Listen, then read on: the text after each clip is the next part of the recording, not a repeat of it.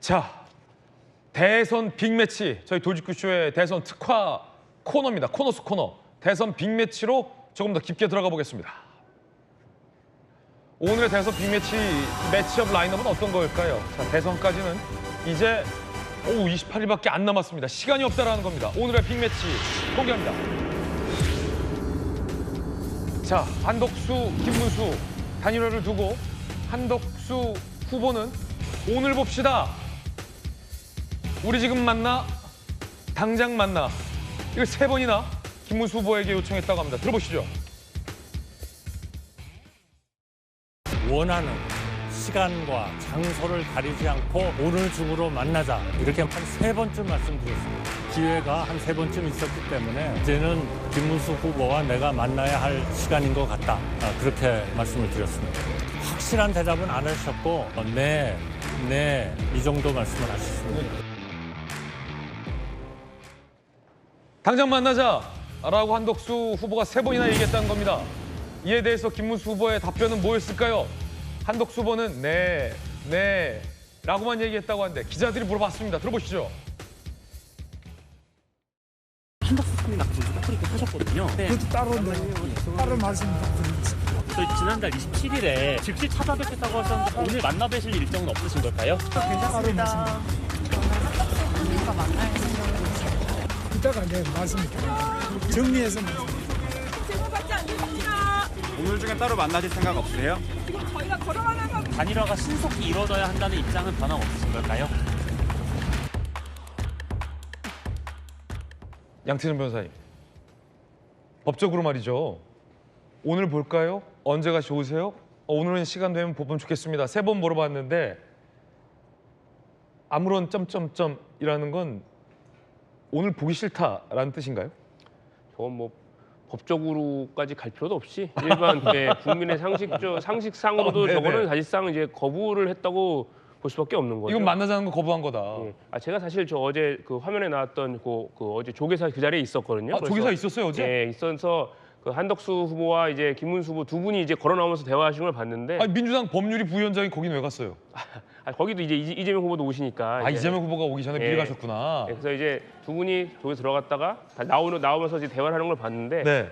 보면 이제 제가 봤을 때는 이제 한덕수 후보는 계속해서 김문수 후보께 이렇게 말씀을 걸고 뭐 이렇게 하는데 네네. 김문수 후보는 별로 관심이 없는 표정이더라고요. 제가 볼 때는. 그래서 아마 이제 저렇게 뭐 무응답하시고 3번이나 말씀하시는 거에 대해서도 대답이 없다는 거는 만날 생각이 없다. 지금은 만날 생각이 없다.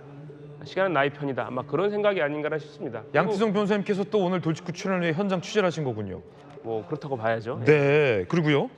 그리고 일단은 저게 이제 저는 이제 이런 상황이 된 걸 왜 예측을 못 하셨나 생각이 드는 게 한덕수 후보께서 욕심을 부리신 거에 근본 원인이라고 생각을 합니다. 사실 그러니까 3년 전, 4년 전 지난 대선 때도 사실 외곽에 있었던 이제 윤석열 전 대통령이 국민의힘으로 이제 조기 입당을 해서 당내 경선을 치러가지고 결국 국민의힘 후보로 선출된 사례가 있는데 저는 그런 절차를 거쳐서 정정당당하게 국민의힘 경선을 참여하셔서 거기에서 국민과 당원의 선택을 받으셨으면은 이런 잡음이 없지 않았나 이런 생각이 들거든요.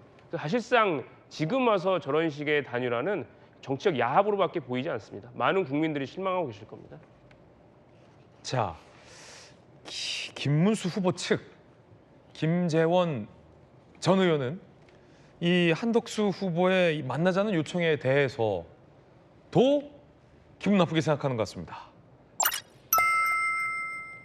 자, 한덕수의 만남 제안에 만나자라고는 답변을 했다. 그러면서 간곡히 만나자고 했는데 마치 뿌리친 것처럼 언론에 공개했다. 라며 비신사적이다. 무한준 경우다. 라며 굉장히 또 기분 나쁘게 받아들이고 있습니다. 자, 이게 사실은 말이죠. 이걸 이렇게 기분 나쁘게 받아들이고 그렇게 할 건가? 와 관련해서 조기현 변호사님, 아니 기분 나쁘게 받아들일 필요는 없을 것 같은데 만납시다, 만나시죠 라고 했는데 이걸 왜 무한을 주냐라고 비신사적이다라고 할 건가 어떻게 보십니까? 그 만남 관련해서 오고 간 메시지도 보면요, 이게 뭐가 이제 조급하고 이러니까 서로 나누는 감정적 대화가 그대로 노출됐다 이렇게 보여지지 않아요. 그러니까 그렇군요. 만나자고 간곡하게 얘기했는데 뿌리쳤다는 취지의 한덕수 그 전 총리 측의 얘기는 김문수 후보가 단일화를 거부하고 있다는 인상을 계속 주기 위한 메시지인 거죠. 그거에 대해서 이제 기분 나쁘다는 거군요. 그렇죠. 그러니까 뭐 지금 김재원 전 최고의 입장도 일정 정도 동의가 되는 게 단일화는 최소한 이제 당 후보에 대한 존중, 그게 다 당원 당규에 모든 당이 똑같은데 당무 네. 우선권으로 표현돼 있지 않습니까? 이기려면 단일화 해야 된다는 생각 왜 안 하겠습니까? 그런데 일단 빨리 단일화를 하라고 시한을 정해놓고 압박하고 있고, 실 내용은 실제 한덕수 전 총리를 후보로 세우기 위한 움직임이 내외에서 있다는 걸 다 아는데 저런 식으로 만남을 재촉하고 종용하는 게 이게 달갑게 들리겠냐고요. 당연히 순서를 지켜서 만나도 만날 것이고 단일화의 내용이나 절차도 본인에게 유리한 쪽으로 당연히 생각할 수밖에 없죠. 그런데 저렇게 자꾸 만남 자체를 거부한다는 인상을 주고 그런 메시지를 내므로써 김문수 후보에 대한 당내의 단일화 요구를 김문수 후보가 자꾸 거부하고 있는 듯한 이미지를 만드는 거죠. 뭐 모든 과정 자체가 이 둘 간의 어떤 거리 또 단일화의 가능성을 사실상 자꾸 좀 어렵게 만드는 과정으로 가고 있는 것 같고요. 오늘 김재원 후보가 아침 한 방송 인터뷰에서 얘기했던 것처럼 8월 9일 뭐 이 대의원대회라든가 이 위원회 일정을 잡아놓은 걸 보면 실제 그런 우려를 하고 있을 수밖에 없을 것 같아요. 만약에 끝까지 버티고 11일 이전에 단일화가 불가능한 상황이 되면 모든 조치를 강구하겠죠. 그게 네.